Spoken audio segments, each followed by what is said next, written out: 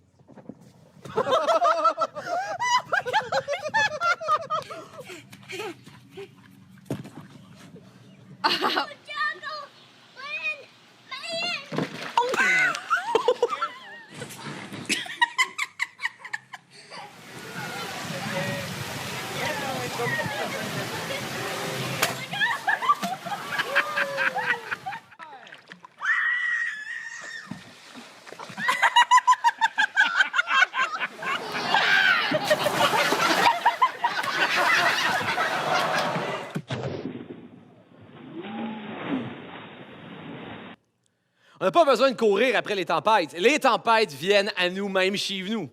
Et si vous le voulez bien, on ne va pas passer à travers le livre de Jonas au complet, mais on va aller directement au chapitre 2, qui est le cœur du récit de Jonas.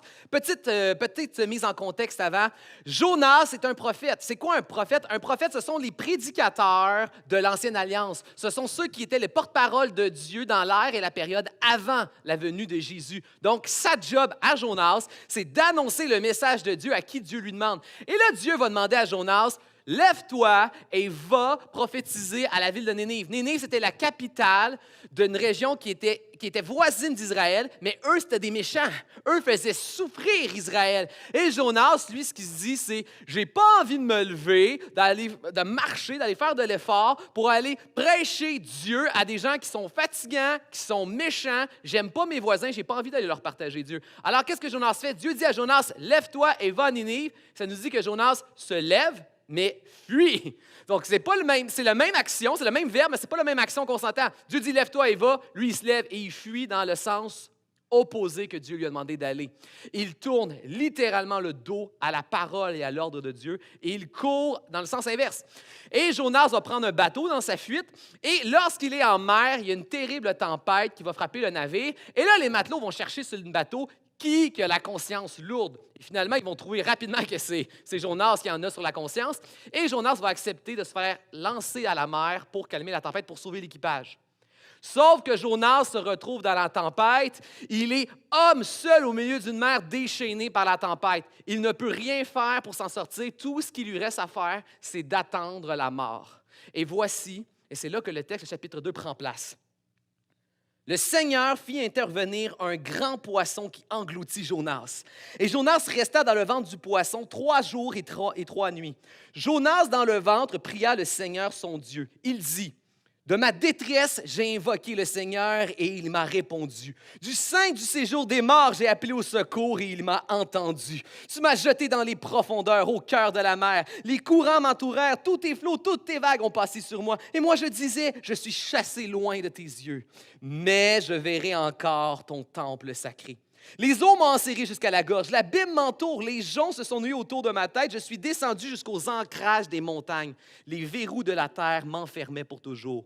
Mais tu m'as fait remonter vivant de la fosse, Seigneur mon Dieu. Alors que je défaillais littéralement, que je perdais le souffle, je me suis souvenu du Seigneur. Ma prière est parvenue jusqu'à toi, jusqu'à ton temple sacré. Ceux qui s'attachent à des futilités illusoires éloignent d'eux la fidélité. Littéralement, ceux qui adorent de faux dieux et des idoles ne connaissent pas le salut de Dieu. Quant à moi, mais moi, je t'offrirai des sacrifices, toi, le seul vrai Dieu, avec toute ma reconnaissance. Je m'acquitterai de mes vœux, les vœux que j'ai faits, donc je vais y aller finalement prêcher, c'était ma job. Et c'est au Seigneur qu'appartient le sauvetage, le salut. Le Seigneur parla au poisson qui vomit Jonas sur la terre ferme. La première chose que le récit de Jonas nous enseigne, alors que Jonas est un homme seul, prisonnier d'un sauvetage, demande à un homme dans une tempête au milieu de l'océan de se sauver lui-même. Il ne peut rien faire pour se sauver lui-même, alors qu'il est prisonnier de cette tempête. Ce que ça nous enseigne, et c'est le titre de mon premier point, la tempête de Jonas révèle la valeur de la grâce de Dieu. Elle révèle la valeur de la grâce de Dieu. Autrement dit, les détresses temporaires de nos vies ont la faculté de révéler quelle grâce nous avons d'avoir une espérance éternelle et solide en Dieu. Une espérance qui, parfois, sans les détresses, sans les tempêtes, nous la prenons pour acquise dans nos vies. Et vous savez, moi-même, j'ai déjà expérimenté moi-même le fait de ne pas avoir beaucoup de valeur et tout d'un coup avoir beaucoup de valeur. Je vous explique. Lorsque j'avais 7 ans, je devais être dans alentours de 2e année primaire, je crois. J'avais 7 ans. Et à 7 ans, j'avais faim. Bien, j'ai toujours faim encore aujourd'hui, mais là, j'avais une bonne excuse. J'étais en croissance à cette époque-là. Et j'avais un gros appétit. Et là, qu'est-ce que tu fais quand tu as 7 ans, tu es à l'école, c'est long, il fait chaud, c'est l'été, puis tu as faim? Tu regardes l'horloge. Et là, on arrivait proche de l'heure que là, la cloche allait sonner. Et qu'est-ce qui arrive? Plus longtemps tu regardes l'horloge, qu'est-ce qui arrive avec le temps? Il ralentit. Là, je me sentais un peu comme un coureur olympique qui est sur la ligne, il attend juste que le coup de fusil parte pour partir à courir. La cloche a sonné, je suis parti. Puis, je ne sais pas si vous vous souvenez quand vous étiez jeune, mais tu sais, quand tu es à l'école, là, il y a toujours comme ce petit défi-là, le premier qui va sortir de l'école puis qui va courir. Tu veux être le premier en avant qui sort de la cour. Puis moi, j'habitais à quelques rues, on le faisait à pied. Et j'étais cette journée-là le premier. J'étais même surpris de ne pas être le dernier en arrière de plusieurs personnes qui couraient. J'étais le premier et moi, je courais comme Forrest Gump. Je ne regardais pas en arrière de moi, juste en avant. J'étais vraiment focalisé sur le prix, arriver chez nous puis manger. Et je courais, il n'y avait personne devant moi. J'ai passé toute la cour d'école, je me suis rendu jusqu'à la maison, 2 rues plus loin de l'école. Mais là, il y avait quelque chose qui clochait quand j'arrivais à la maison. Les lumières étaient fermées et les portes étaient verrouillées. Et ça m'a perturbé. Parce que moi, ma mère, elle travaillait à la maison lorsque j'étais jeune. Et dans ma compréhension de petit garçon de 7 ans, maman ne fait rien d'autre de sa vie que rester à la maison. Donc, c'était impossible que maman ne soit pas à la maison, surtout pas quand c'est l'heure du lunch. Moi, ma mère devait m'attendre avec un grilled cheese puis des chips. Puis là, il n'y avait rien de ça. Il y avait juste une maison, les lumières fermées, les portes verrouillées. J'étais confus. Mon petit garçon de 7 ans, complètement confus. Je ne sais pas quoi faire. Je ne comprends pas. Ma compréhension du monde ne fonctionnait plus à cette époque-là. Donc, je suis allé m'asseoir sur le trottoir au bout de ma maison, puis je me suis mis juste à attendre. C'est la seule chose que je pouvais faire. Et là, ça n'a pas pris tant de minutes pour qu'une super belle voiture de luxe arrive devant moi. Je m'en souviens, ça m'avait frappé à 7 ans. Super belle voiture. Et là, je vois mon directeur d'école sortir de la voiture. Et je le vois complètement rassuré et content de me voir. Puis là, je n'ai pas le temps encore de comprendre ce qui s'est passé, que je vois la voiture de ma tante arriver et ma mère et ma tante sortir de la voiture. Parce que saviez-vous quoi? Ma mère, ça a de l'air, parce que moi, je pensais que quand je n'étais pas dans sa vie, elle faisait rien d'autre que rester à la maison, mais ça a de l'air que quand j'étais à l'école, ma mère, ça y arrivait d'aller chez sa sœur qui habitait pas loin puis de prendre le thé, apparemment. Et là, ma mère me prend, elle est en panique, elle me prend, elle m'étreint jusqu'à me couper le souffle. Et là, dans tout ça, je comprends que je ne suis pas parti à l'heure du midi, je suis parti à l'heure de la récréation. Donc, l'école a cru qu'ils me perdaient. Ils ont appelé ma mère pour dire « Madame Archambault, on a perdu votre fils. » Et là, tout le monde était en panique et tout le monde me cherchait. Au moins, ils ont eu le bon réflexe d'aller à la maison. Moi, j'avais complètement mélangé la récréation et le dîner. Là, je comprenais pourquoi il n'y a personne qui courait devant moi. Il y avait probablement même des responsables dans la cour d'école qui disaient « Hey, toi, qu'est-ce que tu fais? » Mais moi, je regardais juste en avant puis je courais. Et là, j'étais à la maison. Et écoute, ma mère me serrait tellement fort que j'en avais le souffle coupé. Il a fallu que et ma tante et le directeur ouvrent ses bras comme deux pompiers qui sortent quelqu'un d'une voiture accidentée. Il a fallu leur aide, sinon elle m'étouffait, elle me tuait. Et le directeur qui dit à ma mère, c'est un grand garçon, il est capable d'aller à l'école, tout va bien. Puis ma mère qui est comme, non, laissez-moi mon fils, il ne va pas à l'école, il reste avec moi. Elle dit, non, Simon, c'est un grand garçon.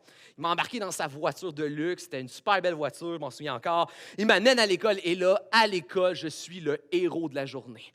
Tout le monde veut connaître l'histoire du garçon perdu qui a été retrouvé. Tout le monde. Cette journée-là, j'ai pris de la valeur en bourse. J'ai passé du petit garçon qui a été oublié de l'école au héros de l'école que tout le monde veut connaître l'histoire. J'ai passé du troisième de famille à celui qu'on ne veut même pas lâcher et qu'on va même étouffer tellement qu'on le serre fort. J'ai pris de la valeur. De la même manière que ça a pris un événement où on a pensé pendant un instant que ça allait friser le drame, pour que ça révèle toute la valeur que j'avais aux yeux de plein de personnes autour de moi. De la même manière, nos détresses temporaires peuvent révéler la grandeur véritable de cette espérance que nous, enfants de Dieu, nous avons en Dieu. Une espérance, malheureusement, qui, lorsqu'elle est prise pour acquise, on se met même à l'oublier. Et c'est le drame de Jonas. Jonas connaissait très bien la grâce et l'espérance de Dieu. Il la prenait pour acquise. Jonas savait qu'il était un enfant de Dieu. Il savait qu'il était fait à l'image de Dieu. Il savait qu'il faisait partie du peuple élu que Dieu aimait. Il savait que Dieu avait même des projets et des plans de bonheur pour son peuple, qu'il y avait un avenir glorieux avec Dieu. Mais il était bien confortable là-dedans, puis ça ne tentait pas de le partager à ses voisins fatigants qu'il n'aimait pas. C'est ça. Il ne connaissait pas c'était quoi de se retrouver dans une situation où tu dois dépendre de la grâce de Dieu et de réaliser ça fait quoi d'être comme quelqu'un qui est sans Dieu, quelqu'un qui est désespéré. Et Jonas a compris ça. Et vous savez, un des dangers avec des récits aussi grandioses, tu sais, le récit de Jonas, là, c'est très grandiose, là. Une créature marine qui vient engloutir Jonas pour le sauver. C'est difficile parfois de s'identifier à des grands récits comme ça, à moins de vivre dans nos vies, à moins que ta vie soit exceptionnelle puis qu'on en ferait un film. C'est difficile de s'identifier des fois à des grandes histoires comme ça, à moins de vivre un élément exceptionnel comme ce qui s'est passé en 2013. En 2013, il y a un bateau cargo qui s'est échoué au sud de l'Afrique. Il y avait 13 membres sur l'équipage. Et lorsque les plongeurs sud-africains sont allés pour récupérer les corps pour les inhumer, ils n'en ont trouvé que 12. Et après qu'ils ont cherché à travers toute l'épave, ils ont retrouvé le cuisinier vivant, prisonnier dans une bulle d'air, dans un frigidaire qui récitait des psaumes et des cantiques pendant 3 jours de temps. Lui, il a réellement vécu Jonas. Par contre, je sais très bien ici que si je commençais à faire lever vos mains, plusieurs ici, tu pourrais témoigner que tu n'as pas besoin de partir en haute mer, tu n'as pas besoin de t'éloigner de ton quotidien, tu n'as pas besoin de vivre des aventures exceptionnelles pour témoigner que la tempête, la détresse, la souffrance fait partie de nos vies et de notre quotidien. Et lorsqu'on regarde aux mots que Jonas utilise pour cibler la souffrance qu'il ressent et qu'il vit, on peut tellement s'identifier à Jonas. Regardez les mots qu'il dit. C'est des mots qui mettent des mots sur des souffrances que je crois qu'on vit tous à un moment ou à un autre de nos vies, à des degrés différents. Jonas va parler qu'il descendait dans les profondeurs de la terre. Il s'enfonçait, il sombrait. Est-ce que tu as déjà expérimenté ce sentiment de te sentir au plus bas de ta vie, te dire « je ne peux pas descendre plus bas ». Je me souviens moi-même d'avoir expérimenté, de me sentir autant physiquement que spirituellement, émotionnellement au plus bas de ma vie. D'être un ado, littéralement en pleine nuit, dans les ténèbres, dans le sous-sol de mes parents, à pleurer et à ne pas être incapable de percevoir aucun espoir dans ma vie. De me sentir au plus bas et de me dire comment ça peut aller pire que ça. Est-ce que tu as déjà senti ça? Jonas l'a senti. Jonas qui dit « Mon souffle défaillait », perdre le souffle. De vivre l'anxiété et l'angoisse à un point où tu n'as même plus le contrôle sur ton rythme cardiaque et sur ta respiration. Jonas qui s'enfonçait, il dit, dans le séjour des morts. Il était prisonnier d'une situation où il n'avait rien d'autre à faire qu'attendre la mort. Combien de personnes, que ce soit à cause d'une situation physique ou dans la tête ou le cœur émotionnel, tu n'envisages que la mort comme seule issue? Combien de personnes passent à travers ça? Il était ballotté par les flots et l'océan. Combien de personnes, tu vis des situations où des gens et des circonstances ont plus d'influence sur ta vie que toi-même? Jonas n'avait aucun contrôle sur ses mouvements. Et surtout, il se trouvait dans une situation sans issue, bloqué dans un cul-de-sac. Est-ce que tu t'es déjà trouvé dans une situation où tu n'étais capable de percevoir aucune issue, aucune avenue possible? Frères et sœurs, la triste nouvelle du récit de Jonas, c'est que nous sommes tous des Jonas. Nous passons et vivons tous à travers des situations comme Jonas. Exactement comme Jonas, nous tournons régulièrement le dos à Dieu. Comme Jonas, nous fuyons très souvent loin la présence de Dieu. Comme Jonas, nous sommes souvent bien désobéissants. Et comme Jonas, nous vivons aussi dans nos vies des tempêtes, des souffrances et des détresses. Mais vous savez quoi? Il y a une bonne nouvelle là-dedans. Le Dieu de Jonas est exactement le même Dieu auquel nous avons accès aujourd'hui. Et le Dieu que nous servons, et le Dieu de Jonas, c'est un Dieu, sa business à Dieu, c'est de sauver des pécheurs qui sont pris dans des détresses. Un jour, il y a un jeune pasteur qui s'est approché d'un grand pasteur qui s'appelle Mark Driscoll, puis il lui a dit « C'est difficile de décrire toute la Bible en quelques phrases. Toute la Bible au complet, juste en quelques phrases, c'est difficile. » Mark Driscoll lui a dit « Moi, je te le fais en 4 mots.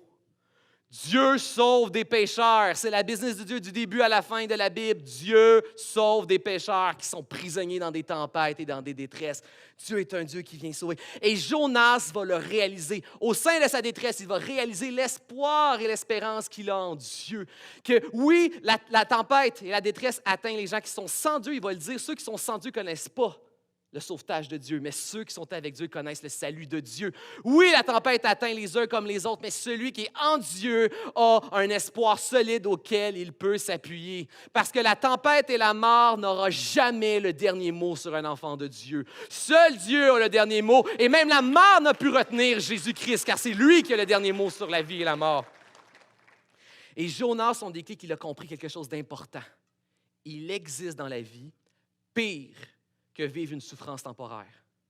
C'est vivre une souffrance éternelle sans espoir. Mais nous avons un espoir en Dieu. Le meilleur est toujours à venir avec Dieu pour un enfant de Dieu. Et c'est incroyable que Jonas avait cette foi, alors qu'en plus, il n'avait qu'une révélation partielle de ce qu'était la grâce de Dieu. Combien plus, nous, frères et sœurs, aujourd'hui, nous avons une révélation complète de la grâce de Dieu en Jésus-Christ, en tout ce qui a été accompli en Jésus. Regardez la comparaison. Alors que Jonas fut sauvé d'une noyade, Jésus nous sauve tous de l'enfer. Alors que Jonas fut sauvé pour un instant de sa vie, Jésus nous sauve pour l'éternité. Alors que Jonas devait aller prêcher à une ville, Jésus s'est donné pour le monde entier. Alors que Jonas a eu ce que lui, il méritait, Jésus a pris la croix pour ce que nous méritions.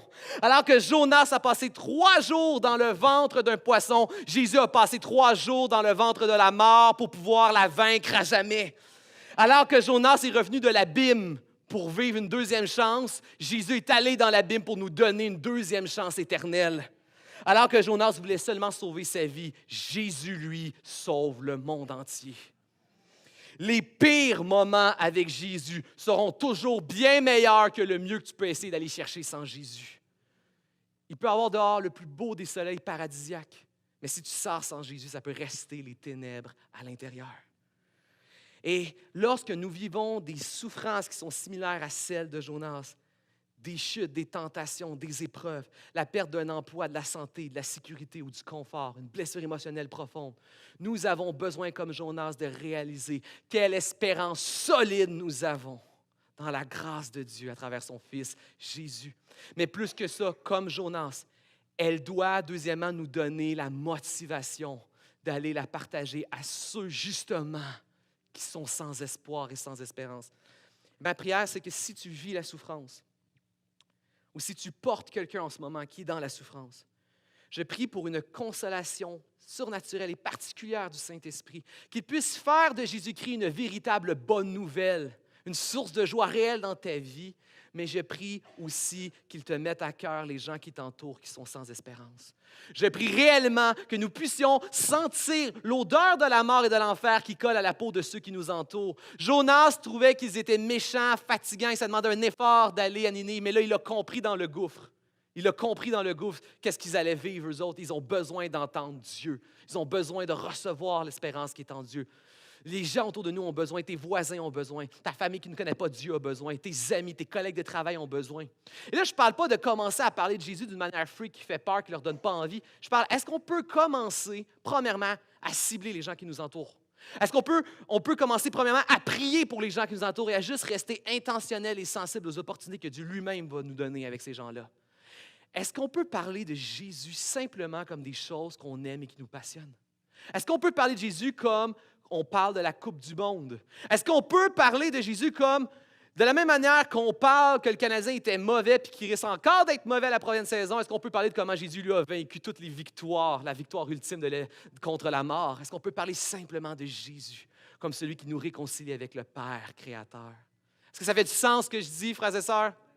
Yes. Et alors que Jonas est en train d'être englouti dans l'océan, qu'il ne peut rien faire pour s'en sortir, qu'il est comme un homme mort, demande à quelqu'un de mort, aide-toi, fais un effort, aide-toi et le ciel t'aidera. Un mort ne peut faire aucun effort. Alors que Jonas n'avait qu'à attendre la mort, il n'avait rien d'autre à faire. Dieu intervient parce que la mort et la tempête n'ont jamais le dernier mot. C'est Dieu qui a le dernier mot. Et Dieu va utiliser une situation aussi saugrenue que prendre un poisson, une créature marine, pour aller rescaper Jonas. C'est incroyable. C'est le titre de mon deuxième point. Le poisson de Jonas est un véhicule insoupçonné de la grâce de Dieu. Qu'est-ce que je veux dire par là? Dieu utilise une multitude de moyens, des fois même insoupçonnés, pour nous venir en aide. Il y a un théologien qui a dit « Dieu fait environ 10 000 choses dans nos vies, mais on est juste conscient de 2 ou 3 à la fois. » Puis encore là, c'est quand on se force à essayer de voir là où Dieu est en action dans notre vie. Ma question que je te pose, c'est quels sont les moyens de grâce insoupçonnés, activement, qui sont actifs présentement dans ta vie, là? Est-ce que tu es capable de les voir, de les nommer? Vous savez, est-ce que vous savez quelle est la plus grande force de la nature? La plus grande force de la nature? Une mère qui croit que ses enfants sont en danger. Je l'ai expérimenté avec ma propre mère et je l'ai expérimenté à plusieurs reprises. Et si tu ne me crois pas que c'est ça la plus grande force de la nature, va te mettre entre une mère grizzly et ses bébés. Tu ne seras même pas capable de revenir me dire que j'avais raison. C'est la plus grande force. Et j'ai vécu une autre expérience avec une mère qui avait peur pour son enfant et ça m'a vraiment troublé. C'était la première journée de mes vacances l'été dernier. J'étais dans un parc aquatique. Vous savez, dans les parcs aquatiques, il y a souvent ce même pas un manège, là, mais ce même circuit. Quand tu es dans le moment où tu veux un peu te reposer des glissades, tu es dans une tripe gonflable, puis c'est juste comme un parcours tranquille, où tu passes des fois dans des petites grottes, il y a de l'eau qui tombe, il y a des lumières, ça tourne, c'est drôle. Habituellement ces parcours-là, on s'entend, c'est le parcours qui est relaxant. C'est la partie reposante. Bien, à ce parc-là, eux autres, ils ont décidé de prendre ce parcours-là et de le mélanger avec le rafting. Les jets d'eau étaient très, très puissants, ça allait très vite. Des fois même, ça frisait le dangereux.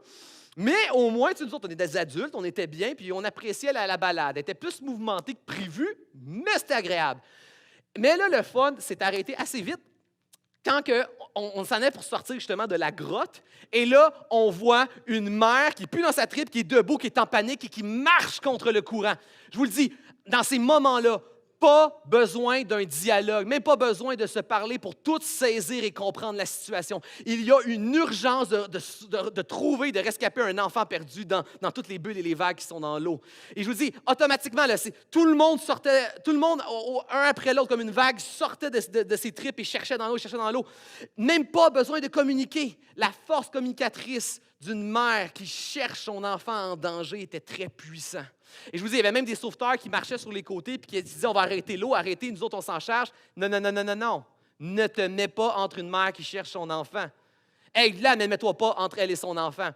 Je vous rassure, l'enfant a été retrouvé sain et sauf. En fait, l'enfant a juste profité de sortir de sa tripe et de glisser rapidement jusqu'à la sortie. Donc, l'enfant entendait sa mère et lui, il a eu une belle balade dans les eaux sans tripe. Mais sa mère était effrayée. Mais il n'y a rien de plus puissant qu'une mère qui communique l'urgence de sauver son enfant.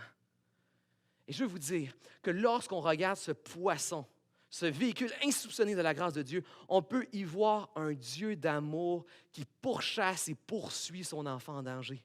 Alors que Jonas est sur son bateau, que la tempête se prépare, on peut imaginer le poisson qui poursuit le bateau. L'urgence de Dieu pour sauver Jonas est tellement grande qu'il la communique même à la nature et à un poisson dans l'océan. Imagine ce que Dieu fait dans ta vie. Frères et sœurs, Dieu est à la poursuite et il communique à ton entourage une urgence de te sauver, de te rescaper. Mais vous savez, qu'est-ce qui est plus beau que justement un parent qui prend bien soin de son enfant? Parce que oui, il y a des cas isolés, mais en général, là, les parents là, font de leur mieux pour donner de leur mieux à leurs enfants. Mais qu'est-ce qui est, ça c'est normal un parent qui donne de son meilleur à un enfant, mais qu'est-ce qui est mieux que ça? Qu'est-ce qui est extraordinaire, plus extraordinaire qu'un parent qui donne de son mieux à son enfant? Un jeune enfant qui réalise ce que son parent lui donne et fait pour lui et qui en est reconnaissant. Réfléchissez à ça. Ça demande tellement de recul et de maturité à un enfant qui ne sait pas c'est quoi avoir un enfant, qui ne sait pas c'est quoi se sacrifier parce que lui a toujours reçu, pour réaliser ce que ça coûte à un parent et d'être reconnaissant. Ça demande maturité et recul. Puis combien de parents ici, si tu peux, je vais entendre au Amen que toi, tu aimerais ça que tes enfants soient reconnaissants comme ça pour tout ce que tu leur donnes? Yes! On aimerait ça. Ça demande de la maturité et du recul à un enfant pour reconnaître ce qu'un parent fait. Et ce qui est incroyable dans le récit de Jonas, c'est que Jonas a exactement cette maturité-là et ce recul-là. Et où je le vois? Parce que Jonas est empêtré dans une situation où aucun indice ne lui permet de comprendre que Dieu, sa grâce, est en action pour le sauver. Mettez-vous à sa place, là. Le gars, il sait qu'il a désobéi à Dieu. Le gars, il sait qu'il a tourné le dos littéralement à la parole de Dieu. Il se retrouve prisonnier dans une tempête. Ensuite, on le jette dans l'eau. Puis ensuite, il se fait manger par une créature marine. Moi, personnellement, là, je le prendrais mal. Moi, personnellement, je serais comme, est-ce que c'est la goutte qui fait déborder le vase? C'est sûr, Dieu m'en veut. Dieu m'en veut pas juste beaucoup. Il m'en veut très, très, très beaucoup. C'est sûr. Moi, je le prendrais comme l'ultime jugement. Tu ne voulais pas juste que je me fasse jeter, rejeter. Tu ne voulais pas juste que je me noie. Tu voulais aussi que je me fasse manger. Je le prendrais comme le pire des jugements. Pas Jonas. Jonas connaît tellement bien qui est son Dieu. Il connaît tellement bien son identité face à Dieu que son réflexe, c'est de réaliser que Dieu le sauve et d'en être reconnaissant. Comment je le vois, ça? Quand est-ce que Jonas a commencé à louer Dieu? Aussitôt qu'il était dans le ventre du poisson. Quel type de louange que Jonas fait? Tous les commentateurs trouvent ça étrange. Le type de louange qu'on s'attendrait que Jonas fait une fois qu'il est dans le ventre, ça serait une louange de lamentation. Une louange qui dit « Oh Seigneur, regarde dans quelle situation périlleuse je suis. Oh Seigneur, je suis désolé de comment j'ai agi envers toi. » Et des supplications « Seigneur, voici comment j'ai besoin que tu viennes à mon secours. » Jonas ne fait rien de ça. Jonas remercie immédiatement Dieu avec reconnaissance et action de grâce que Dieu est en train de le sauver. Jonas n'a rien, aucun indice pour interpréter que Dieu le sauve, mais il a déjà compris que Dieu est en action pour le sauver alors qu'il est encore empêtré dans une situation périlleuse. Il n'est pas sorti d'affaire, là. Moi, tant que le poisson ne m'a pas vomi sur la terre ferme, je ne saurais pas à quoi m'en tenir. Il est empêtré dans ces situations. De la même manière que souvent, on est encore empêtré dans nos problèmes, dans nos détresses. Et on doit voir que Dieu est en action pour nous sauver. On doit le voir. Puis imaginez, là, il est vraiment empêtré dans ses problèmes. Là. À main levée, là, c'est qui ici, mes Jean Purel? Tu sais, tu vas au restaurant, tu as toujours besoin d'avoir ta petite bouteille de Purel. À main levée, là. Faites-moi pas de farce. Là. Je le sais qu'il y a plein de madames qui t'en donnent dans ta sacoche. Je le sais. Puis il y a plein de maris qui ne vont pas lever la main, mais ils sont contents que la madame elle a du Purel dans sa sacoche. Qui, mes Jean Purel? Qui ici, là, t'aimes pas trop ça, toi, toucher un serpent, un reptile ou un poisson visqueux? Qui ici, t'aimes pas ça? OK? Juste te rappeler l'histoire de Jonas, là. Tu le touches pas, le poisson. T'es dedans, le poisson! T'es dedans, le poisson. Tu sais, il y a des gens ici, là, toi, ta peur, là, toi, t'es un petit peu claustrophobe, là, comme, mettons, t'as trouvé pogné, prisonnier dans un ascenseur, ça, c'est ton summum. Ben, imagine, là, t'es prisonnier dans l'estomac visqueux collé du poisson. Ça t'écoeure un poisson, ben, imagine-toi que t'es dans le poisson. Imagine l'odeur aussi qui va avec ça. C'est la situation de Jonas. Quelle maturité et recul spirituel ça demandait à Jonas pour déjà comprendre que Dieu est un Dieu d'amour et non un Dieu de jugement qui vient le sauver. Quelle maturité ça lui demandait de réaliser ça. Et souvent, nous autres, nous sommes dans nos problèmes et on voit juste l'arbre et on ne réalise pas la forêt et le sentier que Dieu a préparé pour nous. Parce qu'on regarde juste le problème. On a besoin d'avoir une vision à vol d'oiseau. Est-ce que je suis le seul dinosaure qui n'a pas encore de GPS? Moi, je trouve ça fou parce que je vois tout le monde qui a des GPS, mais moi, je n'ai pas ça de GPS. Puis je vais être honnête avec vous, je suis assez fier de ne pas avoir de GPS parce que je trouve que ça travaille à la débrouillardise. Par contre, je suis honnête, quand je m'en vais quelque part que je n'ai jamais été, je regarde toujours sur Google Maps avant de partir. Tout le temps, je prends le chemin. Mais je ne fais pas que juste prendre les directions. Il faut toujours que je regarde le chemin à vol d'oiseau. Est-ce que je suis seul qui fait ça? Il faut que je vois dans ma tête, il faut que j'aie comme une petite idée de les courbes que je dois prendre, même si j'ai le chemin qui est écrit clairement. Il faut toujours que je le vois, il faut toujours que ça soit en tête. Je suis seul qui fait ça? Je dois voir le chemin à vol d'oiseau pour que ça m'aide. Par contre, à chaque fois que je ne l'ai pas fait, parce que ça arrive des fois, on se dirige quelque part, puis on sait que c'est une direction qui est facile, on sait qu'on va l'avoir. À la limite, je n'aurais même pas besoin de regarder les indications. Des fois, tu le prends un peu trop pour acquis, le chemin. Et je vous le dis, à chaque fois que j'ai pris un peu trop pour acquis le chemin et que je n'ai pas regardé le chemin à vol d'oiseau, qu'est-ce qui se passe? Toutes les gimmicks naturels de quand tu cherches une adresse. Tu ne trouves pas l'adresse. Là, je ne sais pas pourquoi on conduit comme proche du volant. Puis là, on regarde les adresses. Là, on arrive à un moment que là, ben, la musique, elle nous énerve. On doit fermer la musique pour se concentrer pour chercher l'adresse. Là, on conduit. Là, un moment donné, tu tournes en rond. Là, tu commences à peut-être t'impatienter avec ta femme. Mais là, c'était toi qui étais en charge de l'adresse. Tu n'as pas regardé l'adresse. Mais oui, j'ai regardé l'adresse. Oui, j'ai regardé l'adresse. Bien là, manifestement, non, tu n'as pas regardé l'adresse. Oui, j'ai regardé l'adresse, mais je n'ai pas regardé à vol d'oiseau. Ah oui, tu as besoin de ça. Ben oui. Et là, tu cherches, il est où le bouton pour baisser le son sur ta femme pour te concentrer, pour chercher? Je suis tout seul qui fait ça, non? On a besoin, amis, frères et sœurs, on a besoin de voir la direction à vol d'oiseau de Dieu dans nos vies. Quel est le plan général de Dieu pour le monde et pour ta vie? On a besoin de voir ce plan-là pour comprendre et voir une meilleure perspective sur notre vie, sur nos souffrances et sur le but de Dieu dans notre vie. Tu dois comprendre. Tu dois voir dans ta tête le plan à vol d'oiseau de Dieu pour ta vie. Tu dois comprendre qu'à la croix, Jésus a tout vaincu. Jésus a vaincu la mort, le péché et la souffrance. Et à la croix, il t'a payé le prix du paradis de la vie éternelle. Tu dois comprendre qu'à la fin des temps, Jésus revient et il va rebâtir ce monde, une grosse job de rénovation. Lui, il n'est pas en ce moment, il n'est pas en vacances là, de la construction. Il va reconstruire le monde entier comme il devrait être. Et tu dois réaliser qu'entre les deux, il y a nous. Nous sommes dans l'ère et la période de l'Église. Oui, nous vivons dans un monde souffrant. Pourquoi? Parce que ce monde est tellement désaxé, tellement déchu, tellement loin du rêve de Dieu. Et c'est pour ça que la souffrance en fait partie, parce qu'elle ne fait pas partie du rêve de Dieu. On est loin du rêve de Dieu. Et c'est pour ça que Jésus est mort sur la croix pour nous sauver et qu'il revient rebâtir le monde. Mais en attendant, pourquoi Dieu est patient? La Bible ne donne qu'une raison de la patience de Dieu. La saviez-vous? Pour que le plus grand nombre vienne à lui. Parce qu'il est un Dieu de compassion et de grâce qui va en sauver le plus grand nombre. Et savez-vous quel est le seul instrument que Dieu a décrété de toute éternité pour sauver des gens? Toi. Dieu n'a voulu que l'Église comme seul instrument pour sauver le monde. Il n'a voulu que l'Église. Et sais-tu quelle est la seule arme de l'Église? La parole de Dieu qui est la proclamation de la bonne nouvelle de Jésus-Christ, parce que toute la parole parle de Jésus-Christ. Jésus-Christ est la parole faite chair. C'est la proclamation de la bonne nouvelle de Jésus-Christ qui réconcilie toutes choses avec le Père et qui a gagné toutes choses à la croix et qui revient à la fin des temps rebâtir ce monde comme il devrait être. Et sais-tu quoi?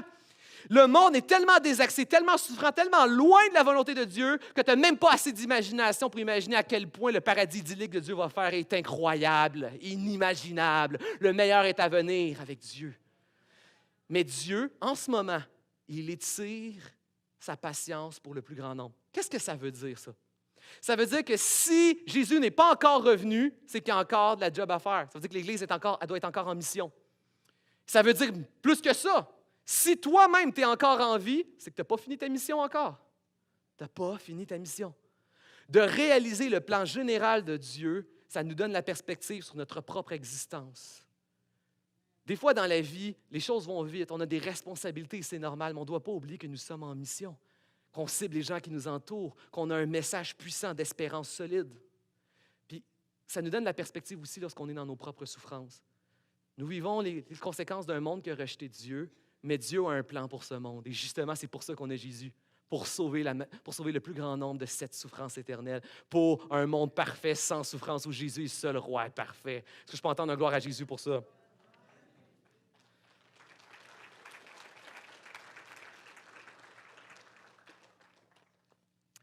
Quelle est l'arme, la stratégie de Jonas pour cultiver justement ce recul et cette maturité spirituelle? Quelle est sa stratégie? Quel est son moyen? Il connaît la parole de Dieu et il l'applique à sa vie. Et sa foi et sa vie spirituelle est bâtie sur la parole de Dieu. Lorsque tu regardes au psaume, à la louange que Jonas fait lorsqu'il est dans le ventre du poisson, c'est très intéressant. Parce que ce que Jonas fait, il n'est pas en train d'inventer un psaume. Il est en train de récupérer plusieurs portions de plusieurs psaumes qui existent déjà dans la parole. Il est en train de composer un nouveau psaume à partir de plein de psaumes et de promesses et de l'appliquer à sa vie, à sa situation exacte. C'est exactement ce que le croyant dans sa vie devrait faire. Est-ce que nous prenons la parole de Dieu au sérieux comme étant la réelle révélation fiable de Dieu et utile pour nos vies? Est-ce qu'on lit cette parole de Dieu? Est-ce qu'on récite et apprend cette parole de Dieu? Est-ce qu'on est capable même de l'appliquer à nos vies?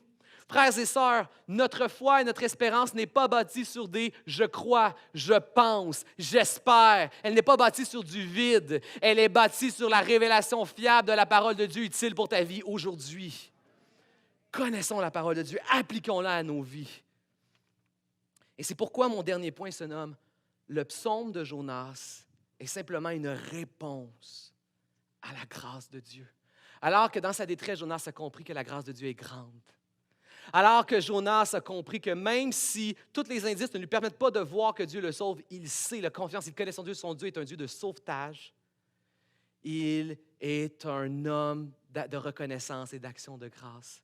Et c'est dans son psaume et dans sa louange, Jonas nous apprend que nous devons apprendre à passer de la lamentation à l'action de grâce. Et comprenez-moi bien, la lamentation a sa raison d'être. D'ailleurs, le type de psaume le plus répandu dans le livre des psaumes, c'est la lamentation. Et celle-là, sa raison d'être. Pourquoi? Parce que mieux vaut répandre son cœur devant Dieu, même si c'est négatif ce qu'on a à dire, que d'aller murmurer contre Dieu.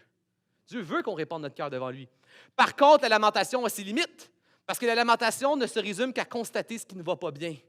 Même les psaumes de lamentation se terminent toujours par une portion de confiance et d'action de grâce en Dieu. Nous devons passer de la lamentation à l'action de grâce parce qu'elle va faire toute la différence et l'action de grâce va toujours produire la vie et l'expérience chrétienne ultime dont nous avons besoin durant cette période avant que Jésus revienne. Je te l'illustre. Vous savez, moi, je n'avais jamais pris l'avion avant mon mariage. La première fois que j'ai pris l'avion, c'était à mon mariage. Et là, soyez avec moi, laissez-moi pas tout seul. Est-ce que je suis tout seul ici qui n'aime pas trop ça, prendre l'avion? Moi, là, je trouve que l'avion, c'est comme payer cher pour risquer de mourir pendant 2-3 heures dans les airs.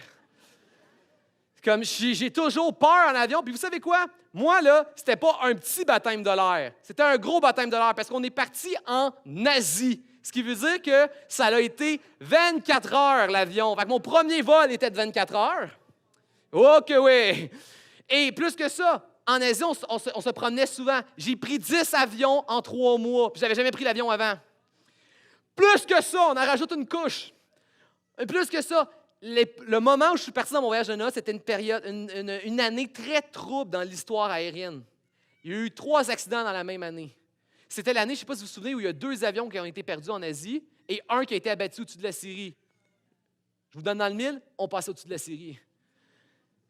En plus, ça venait d'arriver là, dans cette période-là. Moi, je demandais à l'hôtesse de l'air, mais tu sais, quand un avion est abattu au-dessus de la Syrie, on ne contourne pas. Là, eux, ils me disent, ben non, c'est exceptionnel ce qui est arrivé, c'est pas censé arriver. Ben oui, mais juste d'un coup que ça arrive une deuxième fois, vu que c'est arrivé une première fois. Ça me semble dans ma tête, moi, c'est toujours plus facile que ça arrive une deuxième fois que ça arrive une première fois, tu sais. Et non, on passait au-dessus de la Syrie. Je peux vous dire que, tu sais, en avion, là, vous le savez, on le voit tout le temps en temps réel, ce qu'on est rendu. On va dire que c'était stressant toute la partie où on était au-dessus de la Syrie, moi, dire. Et c'est ça, là, c'était le début, c'était mon expérience de prendre l'avion pour la première fois. Et moi, j'étais dans la terreur et dans la crainte la plus profonde. Est-ce que je suis seul d'expérimenter ça, que quand tu prends l'avion, il y a comme un moment, on dirait, où tu finis par comme fusionner avec l'avion? Tu sais, tu as l'impression que tu sens l'avion. Tu es l'avion. Un moment donné, tu es comme, oh non, non, non, ça bouge un peu trop par là. Oh, non, il se passe quelque chose, il se passe quelque chose. Tu sais, tu as vraiment l'impression là, que tu fusionnes avec l'avion, puis c'est tout. Là, tu as envie d'aller le voir, le pilote, puis de dire, tu devrais checker ta affaire, c'est ton avion. Moi, je pense que tu ne le connais pas comme moi, ton avion. Et ce qui est drôle, c'est que le siège à côté de moi, c'était ma femme. Et l'expérience de vol était totalement opposée à la mienne. Totalement opposée. Pourquoi? Parce qu'elle, elle a pris l'avion à maintes et maintes reprises. Elle est allée plusieurs fois passer de grandes périodes en Afrique. Elle a pris plusieurs compagnies aériennes. Elle a même pris des compagnies qui n'étaient pas très bonnes. Tu sais, des compagnies où il y a de l'air qui rentre dans l'avion. Tu sais, puis elle a connu là, l'avion là, qui fait ça. Là. Moi, je pensais qu'on avait des turbulences, puis elle me disait, non, non, non, ça, c'est pas des turbulences. Elle me dit, si l'avion ne fait pas ça, puis que les ailes ne commencent pas à plier, inquiète-toi pas. Puis elle me disait, même ça, je l'ai vécu, puis on est arrivé quand même à destination. Moi, j'étais terrassé par la peur et la crainte. C'est exactement la même situation pour la vie chrétienne. C'est la même situation. La foi, le salut en Jésus-Christ est un avion qui va t'amener à bonne destination dans ce paradis idyllique qui t'a préparé comme nous on allait dans notre voyage de noces en Asie. Il t'amène dans ce paradis idyllique. Il va t'amener à destination. Par contre, les turbulences, on les vit tous dans l'avion, mais il y a des chrétiens malheureusement qui ont une vie qui est triste. Et d'autres qui sont capables de s'en remettre totalement en foi dans cette espérance en Dieu, dans cette confiance que le pilote va t'amener à bon port. Et comme j'ai dit, la lamentation n'est que le constat de ce qui va mal. La lamentation dans l'avion, c'est comme aller voir le pilote puis lui dire « Monsieur le pilote, il y a des turbulences. » Mais ensuite, la seule chose qui te reste à faire après avoir constaté le problème, c'est de retourner à ta place et d'être reconnaissant d'avoir un pilote expérimenté qui sait comment voler dans les eaux troubles et dans les airs troubles et qui va savoir comment t'amener à bonne destination sain et sauf. Vous savez quoi? Tu peux chercher sur tout le globe. Tu ne trouveras jamais un autre capitaine comme Jésus-Christ qui a vaincu la vie et la mort qui va pouvoir t'amener dans l'éternité sain et sauf. Je vais inviter les musiciens à s'avancer. Commencez à jouer. La louange d'action de grâce a cette puissance de donner la vie. Elle produit la vie. La lamentation, c'est déverser son cœur, mais l'action de grâce produit la vie. Et c'est incroyable de voir tout ce que ça le produit dans la vie personnelle de Jonas. Alors que Jonas avait mis de côté son appel, son vœu, et alors qu'il s'était éloigné loin d'Israël, loin du temple de Dieu, loin du service dans le temple, lorsqu'il commence à louer Dieu, à un moment, il commence à réaliser la grandeur et la beauté de l'espérance en Dieu.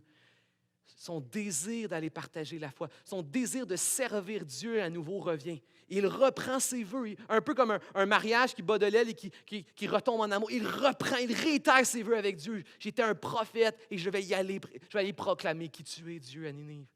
Il réitère ses vœux. Et il ne veut pas juste réitérer ses vœux. Lorsqu'il réalise le prix que Dieu paye pour nous, qui est incroyable, il a même envie d'offrir quelque chose qui lui coûte. Non seulement il veut resservir Dieu à nouveau, mais il veut servir d'une manière qui lui coûte. Il promet un sacrifice, quelque chose qui va me coûter. On peut commencer à jouer tranquillement. Il veut servir Dieu et servir pour que ça lui coûte. Et moi, je sais qu'il y a des gens ici, tu vis des détresses incroyables que personne d'autre que toi ne connaît. Et peut-être que tu vas commencer à mettre le service de côté. Peut-être que tu as arrêté de servir le Seigneur, de servir sa maison. Peut-être aussi que tu as mis de côté un vœu qu'il y avait sur ton cœur, un appel qui t'était destiné. Peut-être que tu as arrêté aussi de te sacrifier, de donner du temps, de l'effort, de l'argent, de soutenir, d'arrêter que ça coûte. Tu as besoin de passer à la reconnaissance et à l'action de grâce. Parce que lorsque tu commences à réellement comprendre tout ce que Dieu fait, tu ne peux qu'avoir envie humblement d'offrir ce que tu es. Mon service est un service qui me coûte quelque chose. Parce que c'est tellement petit à côté de tout tout ce que Dieu fait et est pour nous. Ma prière, vraiment, c'est que le Saint-Esprit, comme un voile spirituel, puisse révéler tous ces endroits, là où Dieu est réellement présent et actif dans vos vies, et que vous puissiez contempler la grandeur de Dieu. Comme le psaume le dit, compte les bienfaits de l'Éternel, mets-les devant tes yeux.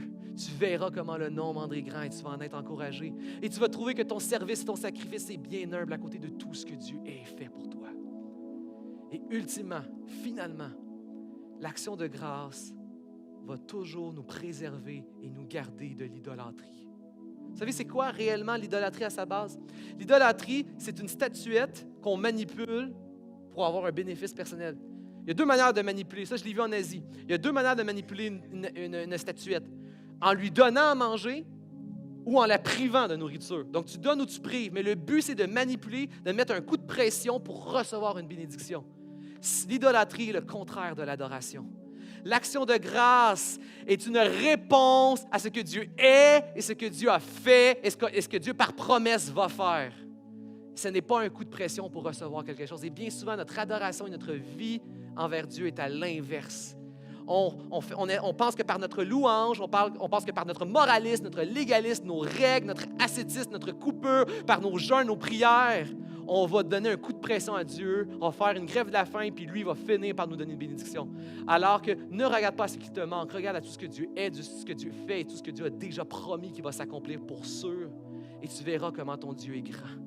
Et la réponse que l'Esprit va vouloir produire dans ton cœur, c'est toi-même de te donner comme un sacrifice vivant de bonne odeur à Dieu. Le peu qu'on a est tellement petit à côté de l'incroyable de ce que Dieu est.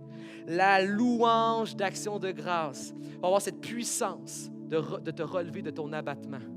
Permet d'être émerveillé à nouveau de qui Dieu est, de contempler sa grandeur et de vouloir y répondre avec sacrifice et service. Elle va aussi être un antidote aux frustrations et aux fausses attentes que l'idolâtrie met des fois dans notre cœur. Elle va nous préserver et nous garder de l'idolâtrie. Elle va nous permettre de nous épanouir. Mes frères et sœurs, surtout, nous devons nous souvenir, nous ne sommes pas de ceux qui sont sans Dieu et sans salut. Nous sommes les enfants de Dieu sur lesquels Dieu a toujours le dernier